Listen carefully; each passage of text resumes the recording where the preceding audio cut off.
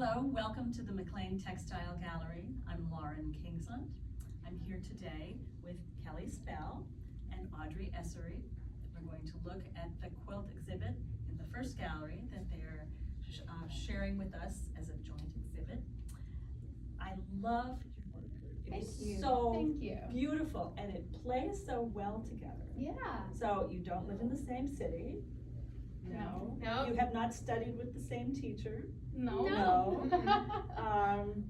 But somehow your work, you feel you've come to know one another and your work exhibits nicely together. Yeah. So what's the story? How did you get to know one another and how do you come to have an exhibit here together? Yeah, well, we call this exhibit Complementary Curves because, like you said, over time, as we've gotten to know each other and know each other's work and our processes, we really discovered that they complement each other so well. Yes, they do. And so we're delighted to be here. Thank you for having us.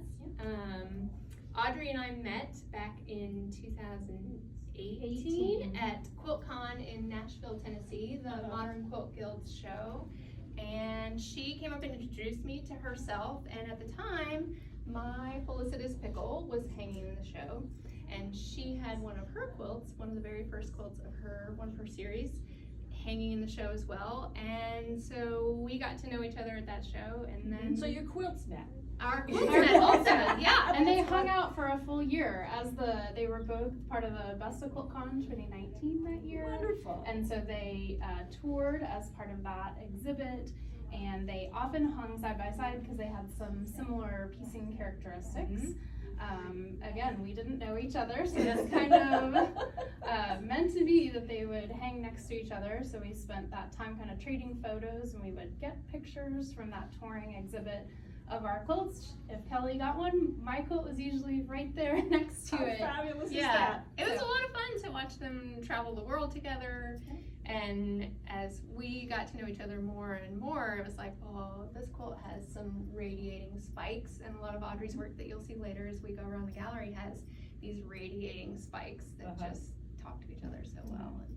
And so that was sort of the start of our relationship, and then when 2020 came around, we hung out again at QuiltCon in February of 2020, and then everything was shut down in March because of the pandemic, and Audrey was a godsend, honestly, because she said, do you think it would be fun to hang out virtually and just sew and chat on Zoom? And I said, and we did. Yeah, we did. And then she was really good about maintaining that meetup. Like same time, same place next week. Yeah, whereas I would be apt to just kind of let things fall aside and forget about things, or, wallow in my own, pandemic sadness. She was like, why don't we just hang out every week? And I was like, that sounds really nice. So we got together and sewed in our studios over a FaceTime, and then now here we are 2.5 years later having a joint exhibit at the McLean Gallery. That's so terrific.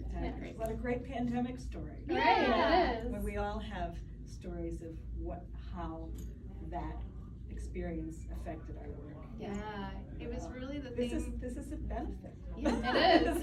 It was the thing that kept me going because we've talked to a lot of quilters, and I think there are sort of two major camps once the pandemic hit. There were people who really hit their stride and went full on into making quilts, and there were people like me who really just kind of lost all momentum, didn't have any real creative mojo going, and so having those weekly check-ins was just something just to get me to my sewing machine on a regular basis, and it didn't matter what I was working on. It was just like, let's just sew a few stitches and chat with one another. And then as soon as we got vaccines, all of our quilting friends all found time to see each other in real life. Yeah. So, that's great. Yeah. So our quilts became friends before we became friends, but it was a good thing. That's a very good thing. Well, this is a wonderful result of that. I noticed that you have a website with patterns to download, including this one. Yes. So, what would you like to say about this? Well, this quilt, Watercolor Eclipse, is kind of a modified version of one of my larger quilts in the Watercolor series. The Watercolor series is based on overlapping layers of watercolor paint and the clean, crisp line that you often get when a layer of watercolor paint has dried. This quilt is also a quilt pattern, and I also enjoy teaching, and so that is also an option that's on my website. So I have kind of both art quilts that are here in the gallery, and then every once in a while one of the patterns kind of sneaks into that space as well. And this is one of my favorites because it incorporates set-in curved piecing, straight line quilting, dense straight line quilting, and then also this circle accent quilting with neon thread. With neon thread. I just have to ask, Yeah. did you do watercolor studies for these? No, I didn't. I have watercolor paints, but this quilt was just an extension. I usually was having all of these overlapping circles of different sizes within one circle. And with this quilt specifically, I wanted to take one circle, kind of stretch it across the quilt and see what shapes emerged out of that. So that was how this quilt was originated. Now, is this part of your radial series? It is. It's kind of an interesting extension because it still reads like a radial quilt. It still very much has that DNA. And for the working title, I would say it's not a radial quilt because it doesn't have those radiating circles coming from the center. But it was the first quilt where I was able to incorporate my hand-dyed fabrics. So this gradation of fabric from navy to magenta was dyed out in my backyard. Wonderful. And I was able to use that as part of this quilt.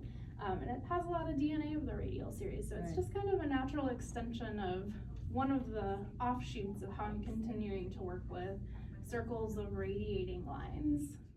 This one helped launch a series that I call my Swirl Quilt series. Swirl, say that 6 times Yeah, fast. a swirl series is what I'm trying to say. A swirl quilt series. And it was inspired by a bas-relief sculpture at a TBA facility where I live in Chattanooga, Tennessee, the Tennessee Valley Authority. And I was just obsessed with the circles and the swirls. The TBA facility is a hydroelectric turbine facility, so it creates power by pumping water through turbines. I think the circle is a particularly appropriate motif for that. The idea behind the sculpture at the center is that the water swirls through the turbines and creates power. And I just loved that bas-relief, and I took a picture of it and sat on that picture for several years. And I just couldn't really think of what I wanted to do with it until I took a class with Patricia Bellier of Oaken Arts. She lives in West Coast, Pacific Northwest. And I took a workshop with her in January of 2021, a virtual workshop. And it was several months long. We met once a week for, I think it was like 3 months. And she would teach us complex curves, techniques for how to sew them together, and then set us loose with a kind of a list of things that she wanted us to explore for the next week. So she would give us an assignment, but it wasn't a specific motif that she wanted us to sew together. It was something like create a design that has like 4 curved lines and a few straight lines, and then it would build every week. And so I really had the opportunity to take her instruction in my own direction, which I really appreciated and liked. And That's so, good teaching. yeah, it was great teaching. And so I didn't always follow the directions precisely as they were given.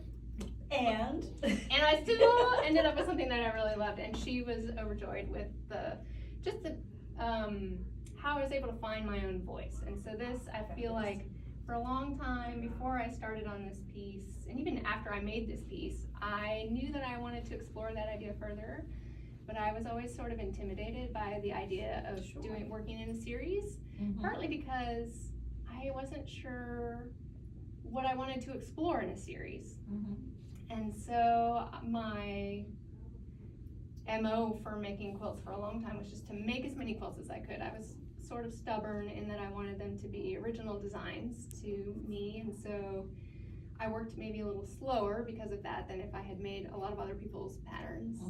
So it took me a long time to really find my voice and to find my own style, and I feel like this was sort of the launching pad for me realizing like, oh, okay, I think this can be a thing that I really like. And looking back at old work, like I've always been obsessed with circles and swirls and incorporating lines into those. Excellent. Yeah. Excellent. So you put in your 10,000 hours. You know, they say in order to master something, you have to put in 10,000 hours.